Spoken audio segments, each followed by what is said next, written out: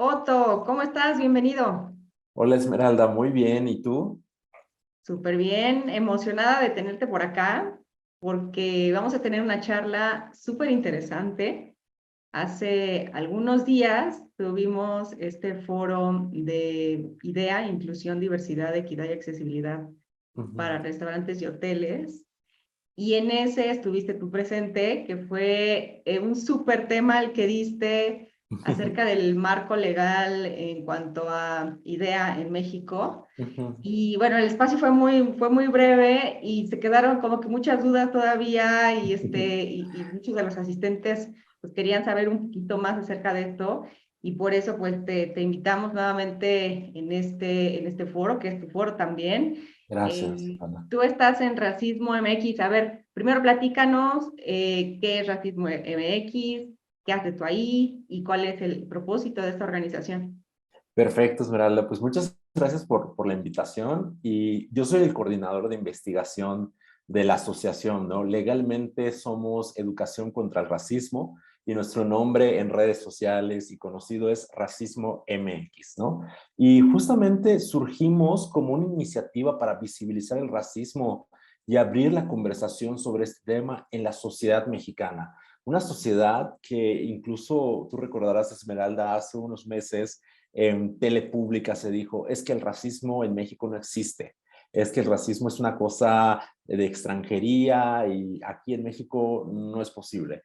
Pero luego de esa entrevista en foros nacionales de televisión pública, pasa que tuvimos el caso, por ejemplo, de un niño otomí en Querétaro que vivió racismo, bullying racista por parte de sus compañeros, que le rociaron alcohol y le prendieron. O sea, esto es gravísimo, ¿no? Y así tenemos muchos más casos.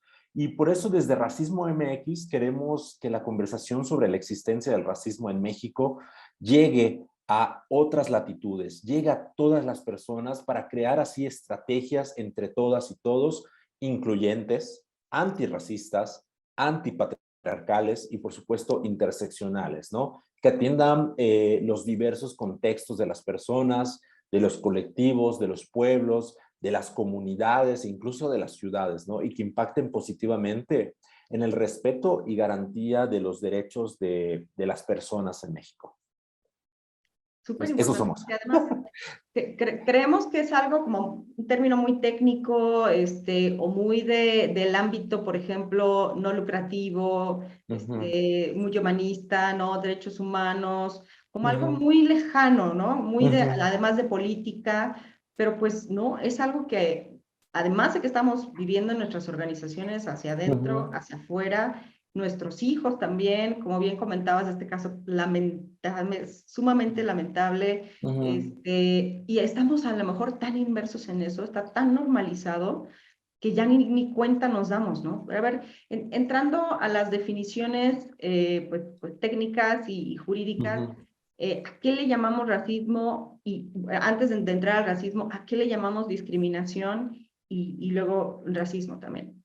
Ah, qué buena pregunta. Antes de eso, me hiciste clic en la mente, porque sabes que yo recuerdo hace unos años que estaba en una facultad de arquitectura y un alumno me dijo, ¿pero qué tienen que ver los derechos humanos? Si yo soy arquitecto, ¿no?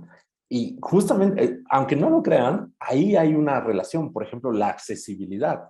¿Cómo estamos edificando las casas, los edificios, las ciudades para que sean accesibles, transitables para todas las personas? Mayores, jóvenes o personas con discapacidad, ¿no? Y bueno, ya entrando a la pregunta, ¿qué sería la discriminación en México? Para que sepan todas y todos los podcasts escucha, pues la discriminación en México está prohibida, ¿ok? Está prohibida en diversos apartados, desde lo que es lo nacional y lo internacional. En México entendemos por discriminación a cuatro conductas, Esmeralda, ¿ok? Las distinciones, las restricciones, las preferencias o las exclusiones.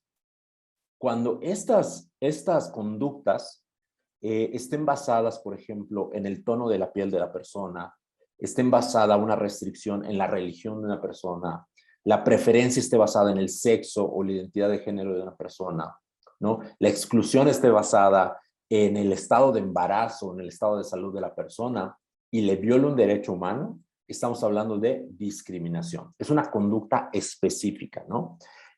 Por ejemplo, es muy común en México y hemos avanzado poco a poco en ese tema, cuando los trabajos piden pruebas de embarazo a las mujeres, ¿no? No, no, es que yo voy a pedir un trabajo, va la mujer y la empresa le dice, no, no, pero necesito tu prueba de embarazo. ¿Pero para qué la necesitas? Entonces, ahí estamos hablando de discriminación, ¿no? Lo mismo con las pruebas de VIH y demás. Y en el caso de racismo, hablamos de racismo cuando hay un sistema más allá de la conducta, Esmeralda, ¿ok? Y cuando hablamos de sistema, hablamos de que hay leyes, instituciones, historia, cultura y un gran conglomerado de elementos que se sedimentan en el poder y que establecen una jerarquía de personas superiores y personas oprimidas, ¿no? Pero ¿con base en qué? No nos dirán, pues con base en características étnico-raciales, como el tono de piel, la nacionalidad, la textura del cabello, el color de los ojos, inclusive por situaciones que no están relacionadas directamente con el fenotipo, pero tienen una connotación muy, muy interesante a analizar, que es la apariencia en la vestimenta. Y aquí yo creo que diría algo, Esmeralda, para por eso estoy hablando mucho. Hay que entender que el racismo existe, pero las razas no existen. Las razas en un sentido biológico, lo ha demostrado la ciencia, no están basadas en nada, sino en prejuicios y en estigmas. Es una forma de catalogar a las personas, ¿no? Con base a su apariencia, ¿no? Entonces, eso está muy interesante. Las razas no existen, pero el racismo sí existe. Sí, totalmente. Y qué bueno que mencionas esto de los términos, porque de pronto escuchamos algunos términos que no estamos muy familiarizados, por ejemplo, con eso de la pigmentocracia, Ah, ¿no? claro. Platícanos, bueno, antes de continuar, platícanos qué es este término también. Claro, ese término se comenzó a utilizar por Alexander Lipschutz. Él cuando llega a Chile, es Chile, pero uno de esos dos, ¿no? Ahorita me está fallando la memoria, pero se da cuenta de algo Alexander Lipschutz, que la sociedad mayoritariamente era de tez oscura, ¿ok? Pero ¿quiénes crees que tenían los puestos de decisión, los puestos de gobierno, los puestos de privilegio? ¿Quiénes? La minoría de la Siempre son los población. de tez blanca, de tez clara, o Exactamente. por lo menos más clara, ¿no? Exactamente. Entonces, Alexander Lipschutz comienza a hablar de la pigmentocracia, es decir, una forma de organización basada en la tonalidad de la piel, que donde la mayoría que es oscura, la gran mayoría está oprimida o está en puestos de servicio, en puestos muy bajos y precarios, y la minoría poblacional, solo de minoría poblacional numérica, está en puestos de privilegio, ¿no? Que es las que están asociadas a lo blanco o a lo europeo. Eso está muy interesante. Sí, y es tan contradictorio en un país, por ejemplo, como el nuestro, que somos Mm. originariamente más bien de nuestros pueblos, pues son indígenas, en donde, Ujú, como bien comentas, pues la tez no es la europea, ¿no? ujú, Fue a raíz de la conquista que, por supuesto, pues ya se fueron realizando pues esta mezcla, digamos, ujú, pero no es que sean minoría, esa es otra cosa que también es importante mencionar, ujú. utilizar los términos correctos, ¿no? Porque cuando Sí. dicen es que se está segregando a la minoría de piel oscura, ah, caray, esa no es No, minoría, ¿no? no, para nada. Que sea un grupo subrepresentado en cúpulas, digamos, empresariales, Ujú, o que esté discriminado es una cosa, pero no es que sea minoría, ¿no? claro. Es Sí, algo ilógico y es importante recalcarlo, ¿no? sí. Por ejemplo, ahorita yo les recomiendo a las y los podcast escucha que chequen el libro de Hernán Gómez Bruera que se llama El color del privilegio en México. Hernán Gómez hace como un estudio, una contabilización de las tonalidades de piel en los puestos de trabajo, ¿no? Y por ejemplo, hay una cosa que es bastante interesante en los sexenios de gobierno de México. más del 50% era de tez blanca o asociada a la europea, ¿no? Y así hay otros datos, como los conductores de medios importantes de televisión. También la gran mayoría era de tez europea, de tez blanca, y muy pocas personas eran morenas o afro, ¿no? Y yo aquí haría una puntualización también, Esmeralda. Fe Navarrete, esta historiadora, ha hecho un análisis muy interesante de lo que implica el mestizaje en México. Entendido el mestizaje, Esmeralda, no me quiero meter así en cosas muy densas, pero entendido el mestizaje no como una realidad poblacional, sino como un proyecto cuando México se independizó de lo que implica ser mexicano, porque en México confluían los pueblos indígenas al momento de la conquista y llegaron pueblos africanos que estaban siendo esclavizados, ¿ok? Y o sea, la minoría de personas en términos numéricos eran las personas europeas. Entonces, la mayor relaciones interpersonales que se daban eran entre pueblos indígenas y pueblos africanos en México. Pero ¿qué crees? O sea, la historia mexicana racista borró completamente al pueblo africano, tanto así que hasta 2019, a nivel constitucional en México, se reconoció a las personas afromexicanas, ¿no? Cuando estuvieron con el pueblo de México desde los inicios. Eso está fuerte. Pero efectivamente no es algo en lo que esté, digamos, en el argot común pues, de los mexicanos, esto que estás comentando, ¿no? Como que siempre nos hemos ido con la idea de únicamente el mestizaje entre pueblos indígenas Sí, y los pueblos europeos, españoles, ¿no? sí, sí, sí. ¿Cuánta cultura nos hace falta?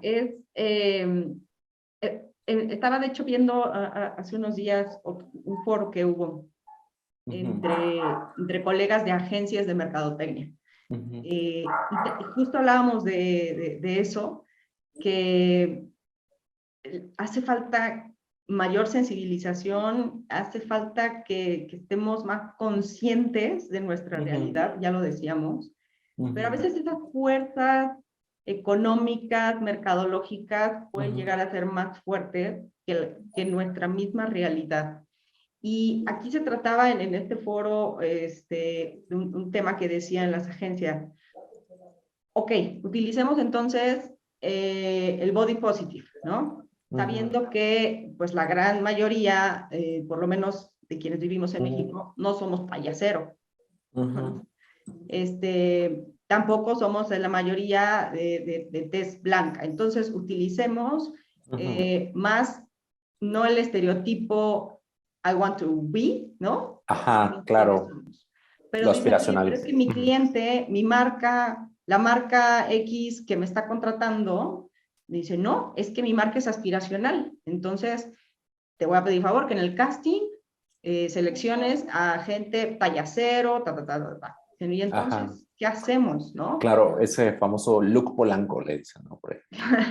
Sí, pero volvemos a lo mismo. Se vuelve como un círculo vicioso, porque dicen es que si no pones al estereotipo aspiracional, entonces no, el consumidor no va a comprar mi marca y entonces ni te voy a poder contratar a ti, agencia, ¿no? Pues sí, pero entonces, ¿en dónde está verdaderamente el meollo, digamos, o Claro, dónde está lo que hay que reeducar? Pues al claro, consumidor, a nosotros como consumidores, ¿no? claro. Para entonces revertir ese hacia atrás, aventarnos en esta cadena hacia atrás.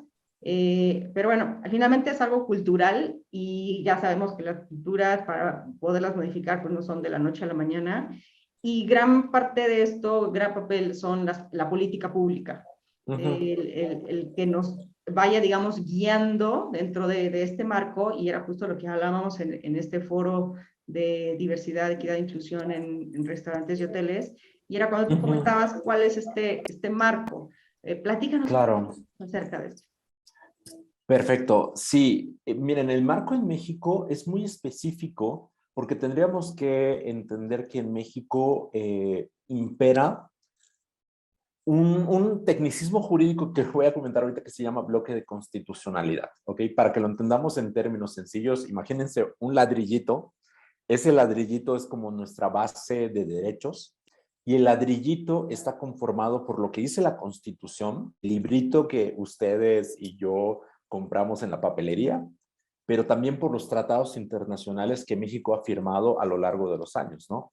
Ahí está la Declaración Universal de los Derechos Humanos, el Pacto de San José, que es a nivel América, y demás, ¿no? Entonces, esos tienen el mismo nivel de validez, digámosle así en términos sencillos, ¿no? Es igual de válido la Constitución Política Mexicana como la Declaración Universal o el Pacto de San José. Todos estos documentos establecen pues que está prohibida la discriminación en México, ¿no? Es decir, tenemos derecho a no vivir discriminación. Pero esto hay que entenderlo en términos, yo diría, muy sociales, en Esmeralda, en términos de que queremos avanzar con un cambio estructural, ¿no? Y yo creo que aquí podría poner, por ejemplo, a la mesa que la Ley Federal de Derechos de Protección del Consumidor, la ley de la Profeco, de la Profeco, en el artículo 58, por ejemplo, establece que las personas proveedoras de bienes y productos y servicios no pueden bajo ninguna circunstancia negar sus productos y servicios o condicionarlos a la persona consumidora por razón de nacionalidad, por razón de orientación sexual, por razón de género, por razones religiosas o cualquiera otras, ¿no? En términos sencillos, el artículo 58 de esta ley dice, en México, en la República Mexicana, Esmeralda, desde La Paz hasta Campeche, ¿ok? En ninguna parte de la República Mexicana no puede venir, por ejemplo, pensemos, una cadena restaurantera y decir, no, yo solo le voy a brindar servicios a tal persona, ¿no? Pensemos otro caso. Pensemos en la industria de movilidad. Pensemos en los taxis, ¿no? Es un prestador de servicio. Y entonces yo soy una persona, digamos, bisexual, llego, ¿no? Y por alguna razón me ve el taxista con mi novio y me dice, no, yo no le doy servicio a las personas LGBT. Bueno, la ley me está diciendo que me está protegiendo. El artículo 58 me dice que no me puedes negar este servicio por esas razones, ¿no? Y más aún, la ley establece que no se pueden establecer preferencias o discriminación. Y algo que es muy interesante de este artículo 58, Esmeralda, es que expresamente dice, no puede haber el derecho de reserva de admisión. Eso de los famosos, yo lo he visto, ¿no? Cuando he ido a Cancún, cuántos en restaurantes dicen, nos reservamos el derecho de admisión. Eso en México es ilegal. O en los centros nocturnos, en los antros, ¿no? O en los antros. El famoso cadenero, el famoso Mike que dice, tú sí, Uh-huh. tú no, tú sí, tú sí, tú no. Eso, la ley lo dice, el artículo 58 de la ley de Profeco dice, no se puede reservar el derecho de admisión. Eso es ilegal. Y si tú le haces como proveedor de servicios, proveedor de bienes, prestador de servicios a una persona, la persona puede ir a Profeco, oiga Profeco, el artículo 58 dice esto, y este establecimiento me dijo, tú no puedes entrar a mi restaurante porque tienes chanclas. Úpale, te va a caer. Y te caigo con clausura y te caigo con multa.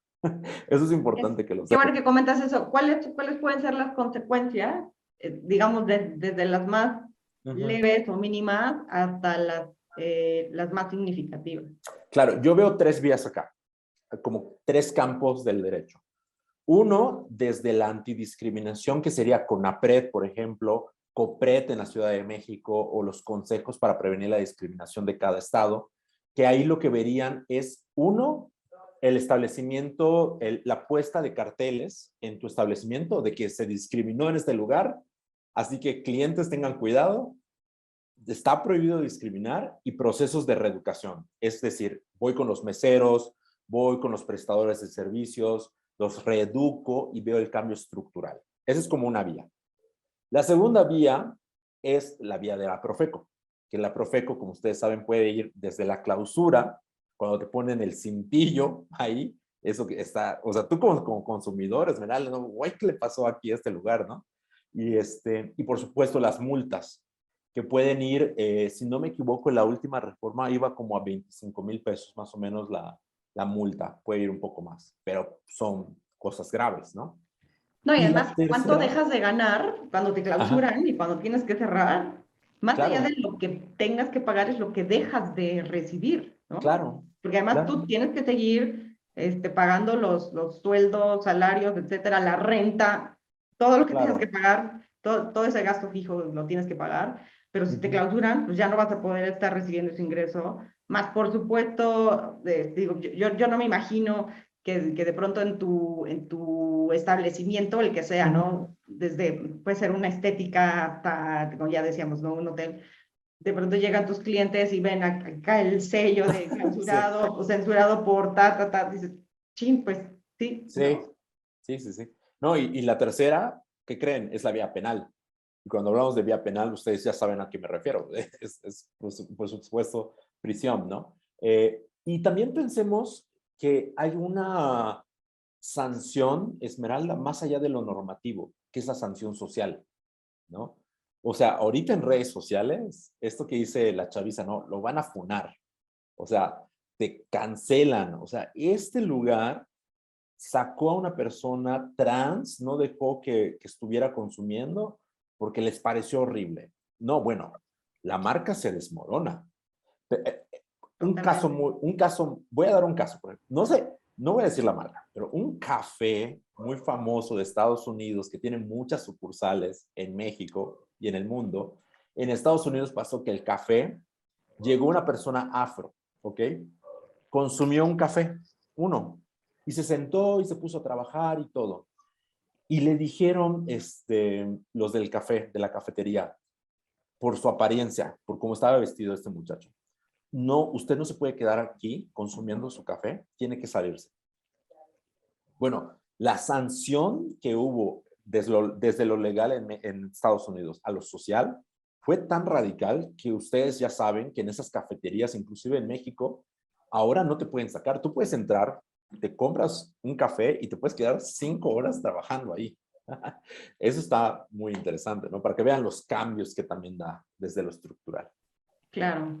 Oye, ahorita que comentabas de las sanciones penales, ¿qué Ujú, sucede? Y esa es una de las dudas que llegaron cuando finalizó este foro que tuvimos, es que ya no ujú, fue tan emocionante y tan rico, tanta información que ya no pudimos continuar, de qué sucedía cuando, por ejemplo, un mesero o una hostess en un restaurante recibe órdenes de, ya sea del dueño del restaurante o del gerente, dice, no puedes permitir la entrada, por ejemplo, ujú, de niños, ya sabes, ujú, ¿no?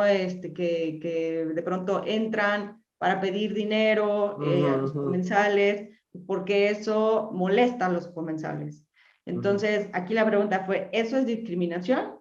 Uno, y lo segundo es, pues, ¿qué puede hacer esta persona que está siguiendo las órdenes de su empleador? Ujú. Y en caso que hubiera una sanción, ¿quiénes son las personas que tendrían esta sanción? Sí, eso es discriminación. ¿Por qué? Porque estamos haciendo una exclusión de una persona con base a un motivo, que es la condición social de la persona.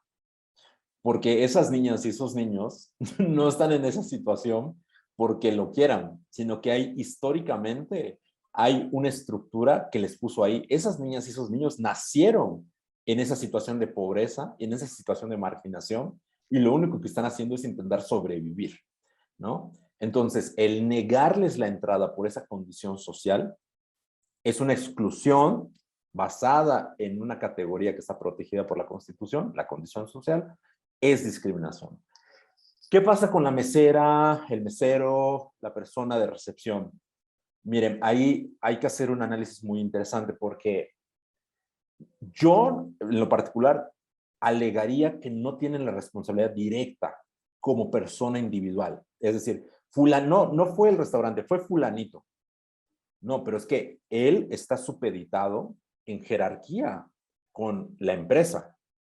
Quien responde es la empresa, porque fue la empresa la que originó la orden directa de negar la entrada a ciertas personas, basado en la condición socioeconómica de la persona. Entonces, ¿qué haríamos ahí? Hay varias vías. Yo aquí veo dos vías principales, más que la penal, sinceramente, pues ustedes saben que el contexto mexicano y todo lo que implica es muy tardado, ¿no? Yo vería las dos vías. Uno, la de Profeco, ¿no?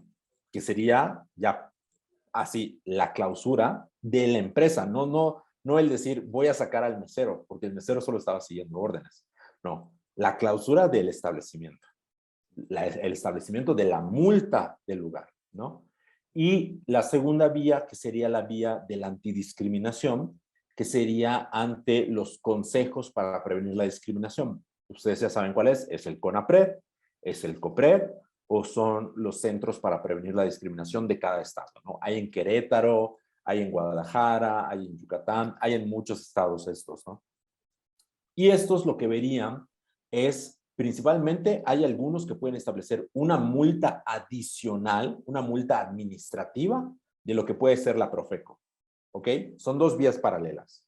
Multa de este lado y también multa de este lado. Se puede, ¿no? O sea, puede entrar Profeco y además el Los órgano consejos. local. Exactamente, okay. Exactamente. Se llevan de manera paralela, ¿no? Y también estos se pueden llevar de manera paralela con lo penal. Si es que alguna persona que fue víctima dice, no, pues yo quiero hasta las últimas consecuencias, ¿no? Entonces te van a caer las tres vías, ¿no? Y los órganos locales, pues lo que verían es la reestructuración de este establecimiento, ¿no? Y por supuesto, ellos publicarían en los diarios oficiales de cada entidad federativa lo que se llama resolución por disposición, ¿ok? Recomendación u opinión jurídica. Son tres nombres diferentes para lo mismo, que es un documento que emite el órgano, que es como una sentencia, donde dice, fulanito, empresa tal y tal, el día hizo tal, tal y tal, y para el conocimiento público cometió discriminación. Eso es fuertísimo, yo creo. Imagínate. Se queda en tu récord, digamos, ¿no? Ajá. Como organización, como negocio. Sí, exactamente. Y yo les diría, yo les invitaría igual a que reflexionemos sobre la inclusión y la igualdad, ¿no? Porque en México tenemos, por ejemplo, la norma mexicana 025, que es la norma de igualdad y de no discriminación en ambientes laborales. Oigan, si ustedes aplican a eso, si ustedes se certifican en eso, no solamente va a mejorar su ambiente laboral y su clima laboral como empleadores, empleadoras y trabajadores y trabajadoras, sino que inclusive pueden tener, Esmeralda, beneficios, por ejemplo, con Hacienda. O sea, eso, no discriminen. Todo lo contrario, hagan la cosa buena para que vengan cosas buenas, ¿no? Claro, sí, hasta ahorita hemos hablado, digamos, de la parte negativa. Bueno, vamos, cuando no se lleva a cabo, pues, Ajá. la inclusión, diversidad, equidad y accesibilidad. Desafortunadamente, a veces así es como se manejan algunas organizaciones, ¿no? Como el de, quiero evitar lo negativo, pero se nos olvida toda la parte positiva de cuando Claro. efectivamente llevas a cabo prácticas. Como bien tú comentabas, no solo hacia afuera, hacia sus clientes, como ahorita lo hemos abordado, pero internamente. De hecho, nosotros creemos que primero debes de empezar internamente. Primero Claro. debes de empezar a concientizar a tu personal, a tus líderes, para que, por supuesto, esto permee no únicamente en esta reeducación hacia cómo tratar a la clientela, sino a tu mismo equipo, a ti mismo, Claro. ¿no? Como persona, ¿no? Ni siquiera a veces nosotros estamos conscientes que, yo siempre lo digo, somos como un iceberg. Lo que se ve es apenas la puntita de ese iceberg, Sí. que todos tenemos diferencias visibles y no visibles, pero ¿qué hay de todo lo que hay abajo del agua, digamos, que a lo mejor no se ve a simple vista, pero que nos hace diferentes digamos, del resto en un grupo, ¿no? Claro. Eso es algo riquísimo que tienen las organizaciones y que todos deberíamos de estar capitalizando. Es lo que nos hacen organizaciones más innovadoras, más creativas, pero si nos quedamos con esa visión corta, cuadrada, de no, pues es que lo mínimo, ¿no? La cultura del minimalismo, de más bien haz lo mínimo para evitar lo Ajá. negativo. Cuando en Sí. realidad hay tantas cosas que podemos hacer a favor no solo de las organizaciones, sino de nosotros como personas, ¿no? Sí. Pienso, por ejemplo, en dos cosas, ¿no? En dos hechos, dos ejemplos muy específicos. Cierta marca de tenis utilizó una influencer de la Ciudad de México, que es una influencer morena, que es una influencer que se define grande, es cómica y es de comedias, es comediante, ¿no? Y déjenme decirles que la representación fue enorme y la aceptación que tuvieron, porque no veían al atleta europeo, que no tiene nada que ver con México en tenis, ¿no? Y dijeron, oye, estoy viendo a alguien que es como yo. Y las ventas dispararon. Lo mismo con cierta marca de sopas, de sopa, o sea, imagínense la sopa, que dijeron, ay, en vez de hacer letras, vamos a poner algo de accesibilidad. Vamos a poner lengua de señas mexicanas para personas sordas. Déjenme decirles que esa campaña fue súper exitosa y la venta de esa sopa fue ¡pum! Para arriba. No, son ejemplos muy claros de que vean que cómo funciona la inclusión. Fíjate, esa última no la había escuchado yo, la voy a buscar. Sí, sí, Sí, sí. la verdad es que hay en N cantidad de cosas y de oportunidades que estamos dejando pasar. Y tampoco se requiere de pronto contratar a la superagencia de innovación o de mercadotecnia que nos va a salir con una super Uh -huh. solución. En realidad de eso debería de nacer de nuestros propios equipos Sí. internos. Volvemos a lo mismo. ¿Cómo vas a llegar con una idea innovadora diferente si tus mismos equipos, tú los estás acotando a algo muy homogéneo o muy no, aquí no se permite tales o cuales personas porque no encajan con la Uh -huh. cultura, etcétera, etcétera? Es romper este círculo vicioso, yo creo que es lo que cuesta mucho trabajo, pero que Sí. trae muy buenos resultados si efectivamente lo hacemos, ¿no? ¿Cuál sugieres tú que es como que la forma más idónea para fomentar una cultura incluyente, bueno, de diversidad y de inclusión en las organizaciones? Sí, yo creo que lo vería desde dos apartados, desde lo estructural y desde los resultados.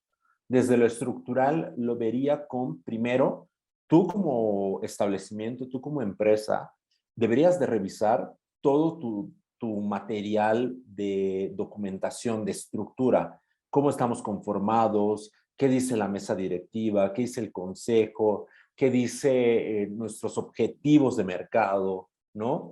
Todo eso verificarlo y verificarlo muy propiamente. Ah, ¿sabes qué? Es que yo tengo un protocolo que dice que no voy a dejar pasar a alguien con sandalias. A ver, desde ahí es ilegal. Vamos a reestructurarlo. Ya estamos hablando de cosas así de infraestructura propiamente de la empresa. Y desde resultados, yo vería lo que tiene que ver con la permanente y continua sensibilización y conocimiento del tema y del contexto, ¿ok? Eso es muy, muy importante. Yo esos dos apartados son los que vería. Qué importante es justo ambos que comentabas.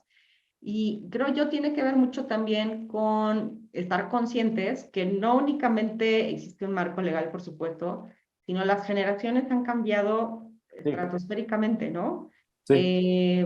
Antes, me acuerdo, había un restaurante cerca de Reforma, aquí en la Ciudad de México, eh, muy lujoso, muy famoso, en donde pues solo los hombres podían entrar con traje y con corbata. Ala. Existía a veces alguien afuera prestando o rentando corbatas y sacos para que pudieras Para entrar, porque entrar. no ibas a poder entrar. Wow. Yo te diría ahora, pues, ¿cuántas personas siguen trabajando, digamos, un viernes en la tarde con saco y con corbata, ¿no? Sí. No. A lo mejor sí, hace 20, 30 años seguro que sí, pero hoy en día ya muchas cosas han cambiado, ¿no? O el caso, por ejemplo, que comentabas del sentirse más representado con lo que estamos consumiendo. Y esto a veces también requiere pues ese cambio de, como tú dices, de políticas, de procedimientos, de estatutos, etcétera, pero principalmente, como bien comentabas, pues de sensibilizar Sí, ¿no? Y a nuestros equipos, ¿no? Que es crucial. sí, y Y no, y otro, por ejemplo, sí, dime. sí, por ejemplo, en Yucatán, me decía una amiga, yo soy de Yucatán, y una amiga me dijo hace una semana, ¿sabes qué, Otto? Fui a un antro y me sentí mal. Y yo le dije, ¿pero por qué? Porque cuando yo iba, en mi época de universidad, me dijo, yo tenía que llevar tacones, tenía que llevar mi vestido, mi falda producida. Y ahorita fui hace una semana y toda la Gen Z, o sea, la gente más joven, con tenis, jean mon, se sienten con ropa holgada. Y le dije, qué bonito, ¿no? Porque, o sea, así se sienten cómodos, ¿no? Pero para que vean cómo cambia esto. Si hubiese sido así hace años, te hubiesen dicho, tú no entras acá, ¿no? Ya cambió. Claro, sí, sí, sí. Y nosotros no cambiamos, entonces nos estamos poniendo en desventaja con nuestros competidores, ¿no? Sí. Comentarlo que esto es algo, es una pérdida también, ¿no? Y es de lo mismo que hemos estado hablando, de lo importante que es estar consciente de estas nuevas generaciones también. Otto, ¿qué planes tienen en Racismo MX? Sé que están hiperactivos, siempre están haciendo algo diferente, algo para promover los derechos Ujú. humanos en México. Platícame. Pues justamente desde Racismo MX tenemos ahora llevando el proyecto del Observatorio de Racismo en México y Centroamérica, ¿ok? Este proyecto es un conjunto de organizaciones de Guatemala, de Nicaragua, de Costa Rica, de El Salvador y de Estados Unidos y del norte y sur de México, donde vemos litigios antirracistas, vemos investigaciones y demás. De hecho, hace poco ante la ONU presentamos una investigación de clima y justicia racial, ¿no? Porque nos dimos cuenta de que las personas indígenas o afro o aquellas racializadas sufren más la degradación ambiental que otras poblaciones, ¿no? Entonces ahí estamos con ello y pues les invitamos también a que chequen el racistómetro. El racistómetro es un boletín que tenemos mensual para medir la conversación racista que hay en redes sociales a través de un algoritmo. Este algoritmo nos dice, en tal mes, tal día, hubo un pico en redes sociales por la conversación racista sobre cierto tema, ¿no? Eso está muy interesante. Y también les invitamos a escuchar nuestro podcast, El Elefante en la Sala, disponible en todas las plataformas que hay ahora en el mercado. Y por supuesto, seguirnos en nuestras redes sociales, en Instagram, Twitter y Facebook como Racismo MX. Y además que me encanta porque siempre están, como tú bien comentas, al tanto, más bien poniendo esta tendencia, poniendo el tema en la boca de todos, y eso se requiere mucha valentía, eso se requiere mucho compromiso, y ustedes lo tienen en el equipo, eso me queda clarísimo. Muchas felicidades por lo que están realizando. No dejen de hacerlo, porque estoy segura que además en cualquier momento de pronto ustedes reciben señalamientos, y siempre hay que estar en contra de la corriente, ¿no? Sí. Seguramente es algo cansado, es algo bien desgastante, pero alguien lo tiene que hacer, creo yo, y qué maravilla que lo estén realizando ustedes. Gracias, muchas gracias, Esmeralda. Un gustazo platicar contigo, Otto. De verdad que estos temas son, bueno, para toda la tarde definitivamente. Pero bueno, gracias por compartirnos no solo tu conocimiento, tu experiencia y sobre todo por hacer estos temas pues mucho más cercanos a la gente, ¿no? A veces se podría quedar como muy técnico, muy a niveles jurídicos o como decíamos, muy de ambiente social, cuando en realidad es algo que todos estamos viviendo y todos podemos palpar día a día. Muchas gracias por eso y nuevamente muchas felicidades y muchas gracias por la labor tuya y Racismo MX. A ti, muchas gracias. Un abrazo.